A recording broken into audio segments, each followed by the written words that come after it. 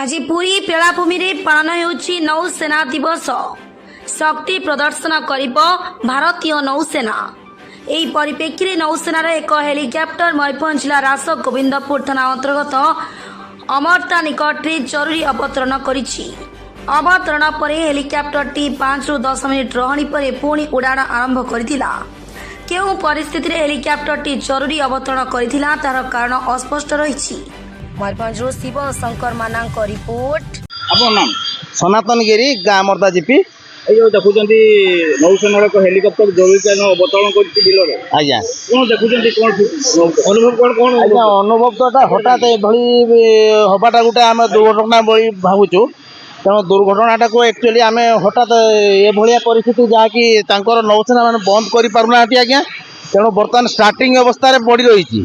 तेणु समस्ते भयभीत होती कहीं जंगल माने चाष जमी क्षति क्षय हो कि कौन समस्ते टिके आश्चर्यजनित रूप से होना बुझे ना। हठात बिल भर अवतरण कर कौन भावुन नौसेना जो तो पुरी चली नौसेनार विभिन्न प्रशिक्षण चली।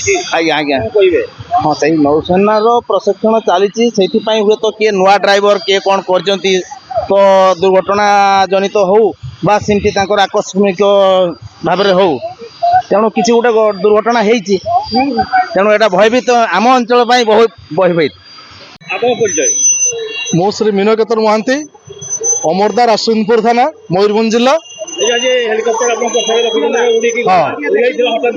हठात गोटे नेवीर गोटे हेलिकॉप्टरटा से यांत्रिक त्रुटि आमर अमरदार पेट्रोल पंप पाखे माने अवतरण करला कि मात्र से बहुत से चाष जमी माने बहुत कुटा गुड़ा पड़ा से लैंडिंग न करी आउ टे जगह जाकि उठेला लोक मैंने भयभीत हो आसी सागे साथ बहुत संख्यार रुंड हो जाते एवं लोक मान भर गोटे भयर वातावरण खेली जाता।